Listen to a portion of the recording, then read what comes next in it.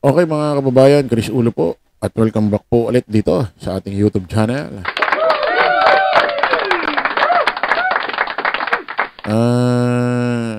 Ano nangyari? Okay to mga kababayan, mga karalays. Nangyari na ang nangyari at naganap na ang dapat maganap.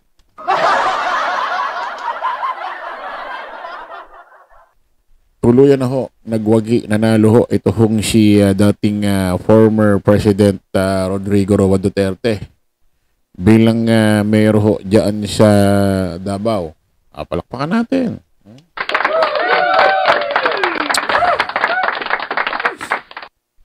Ang problema, work from dahig yata ito. Ano ba yan?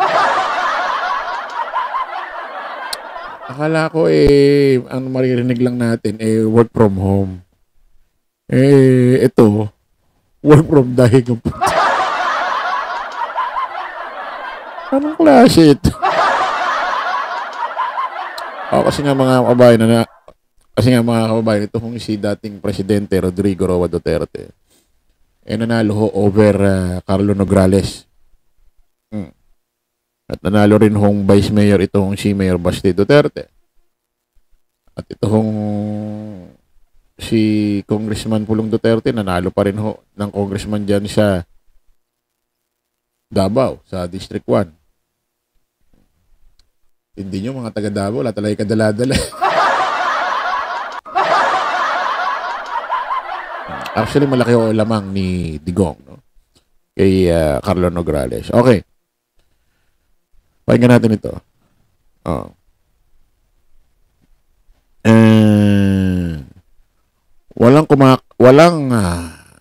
Ayon ho sa report wala hong kumakatawan kay Digong na kasalukuyang nakakulong sa detention facility ng International Criminal Court or ICC sa The Hague, Netherlands, nang idinikra lang winner ng mayoralty race.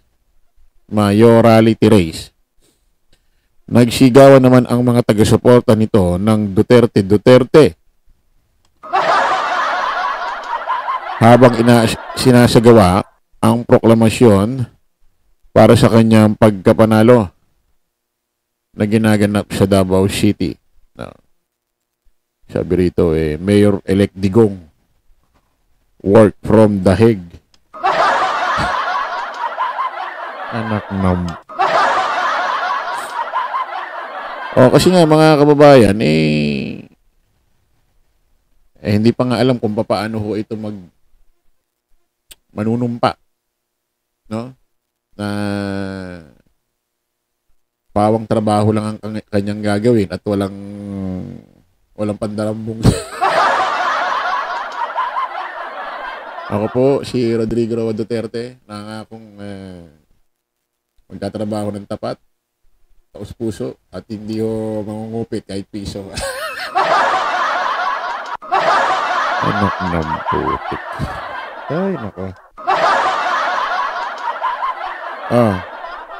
Kasi nga mga kababayan, paano magtatrabaho?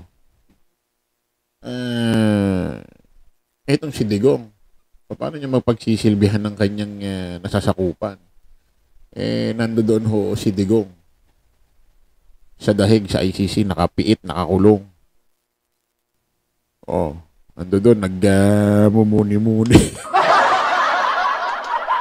Actually, mga kababayan, nalaman niya na ho, nakarating na ho sa kanya na panalo siya. Ayon sa balita ho rito sa ABS-CBN News. Labis sumunong ikinagalak ni dating Pangulong Rodrigo Duterte nang malaman ang kanyang pagbabalik alkalde ng Davao City. Ayon sa kapatid na bumisita sa kanya sa dahig. Sayin natin.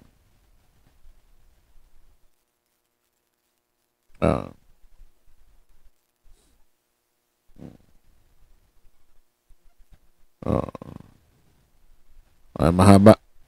Wag na. Oh, natuwa raw si Digong. Oh, sino ba naman di matutuwa niyan? Isipin mo, nasa ICC ka. Nanalo ka. Oh, ang tanong ho rito, paano hindi sasaya si Digong? Nanalo ng pagka-mayor, nasa ICC, nakakulong. Ano to? Pasa ho rin ng gobyerno?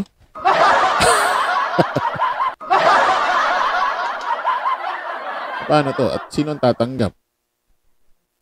Kasi ang mangyayari nito, parang yung pwesto, posisyon ni Baste, naulit lang.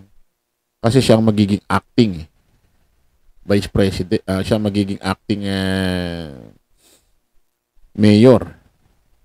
Oh, siya magiging acting mayor dahil siya ang Vice President. So, ano ito? Ano yan? Dalawa ang sasahurin ni Baste?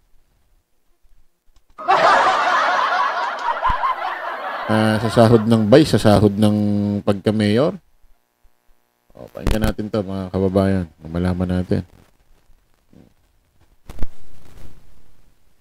Partner, ay mayroon tayong makakausap. Tungkol pa rin dito sa ito, yung nangyaring eleksyon.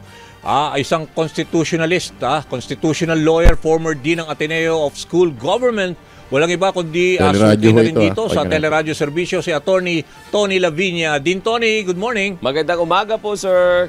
Good morning. Magandang umaga sa lahat. Lahat na rin nakikinig. Okay, maraming salamat din Tony At unang gusto kong tumbukin kasi syempre marami na yung mga analysis tungkol dito sa nakaraang eleksyon.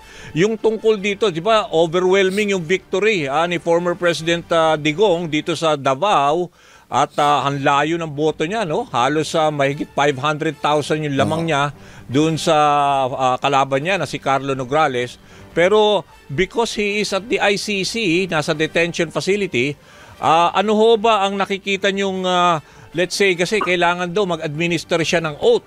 Can he take his oath? Kayo bilang isang constitutionalist, may problema doon, di ba? Oo. Ang tanong pa rin, how can hydrogen power trucks be part of the mobility transition? Watch the full video to find out.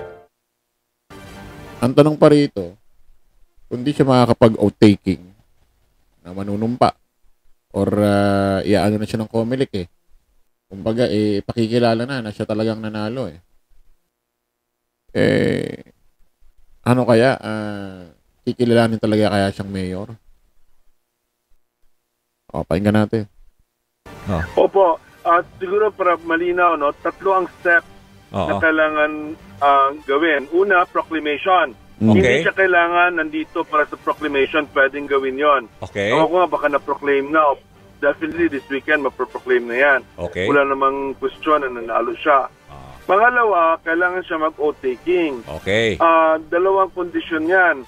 Sa tingin ko, kailangan mag-oath-taking siya before a Filipino official. Kahit barangay captain, so kailangan authorized official. So kailangan sila magdala ng barangay captain doon o ng kahit vice president, pwede rin. Na ano. Pero ito mahalaga, kailangan sa tingin ko sa interpretation in Filipino soil. Diba? Hindi ka pwedeng mag-oath-taking sa banyagang bansa. Yun na nga, foreign country. Okay. Sa banyaga. So yan ang problema. Ibig sabihin, kailangan pumayag una yung Philippine government. Pwede sa Philippine Embassy, Sa Philippine Embassy is sa The Hague, that's Filipino soil. Napakagaling ng ating ambassador doon, si Ed Malaya, very professional, no? So, kung sasabihin ni President Marcos, payagan mo yan, pwede siya pumayag, di ba? Okay. Kasi utos yan, yung ganyan desisyon, all the way to President Marcos yan. Okay. Pero kailangan din pumayag yung ICC. Yun ang problema. Papayagan lumabas at magpunta siya. Yun ang ayan, maliwanag mga kababayan. Pwedeng mag-oath-taking si Digong, manunumpa. Dahil nanalo siya ng pagka-mayor sa Davao Pero hindi po pwede siya mag-oath-taking na nakatungtong siya doon sa loob ng ICC. Kasi, ibang bansa yon. Dapat mag-oath-taking siya na kung saan, tatayo siya mismo sa nasasakupang lugar ng Pilipinas. May paraan daw Philippine Embassy sa Netherlands. Kaso, kinakailangan pupunta siya doon sa ahensya ng Philippine Embassy. Pupunta siya doon sa loob ng building, sa compound na yon. Kasi pag nakatungtong ka doon, para ka na rin nakatungtong sa Pilipinas dahil Philippine Embassy yon. Hindi ka po pwedeng mag-o-taking sa mga Zoom. Hindi ka pwedeng mag-o-taking doon sa loob ng ICC. Kasi yung paa mo nakatungtong doon sa bansa na yun. Ganun pala yun. Nasa ano daw yan? Na kay PBBM. Sasabihin ni PBBM doon sa Philippine Embassy, pupunta dyan si Digong. Payagan nyo mag-o-taking. Halimbawa, pumayag si PBBM na ganun. Depende pa yan kung palalabasin siya ng ICC doon sa detention facility niya at babiyahe siya papunta doon sa Philippine Embassy doon sa Netherlands. So, ang pag-o-taking niya nasa kamay ni PBBM at niyang ICC. Kahit nga payagan siya ni PBBM utusan yung Philippine Embassy, pupunta dyan si Digong. Mag-o-taking, hayaan nyo na, matigil lang. Kung hindi naman siya papayagan lumabas na ICC, hindi basta-basta. Paano yun? Nangyari na. Bakit nangyari kasi sa Davao? Alam nyo na nakakulong, binuto nyo pa. Babay. Okay, maraming salamat po mga kababayan. Kita-kita ulit tayo sa panibagong vlog. Bye-bye po.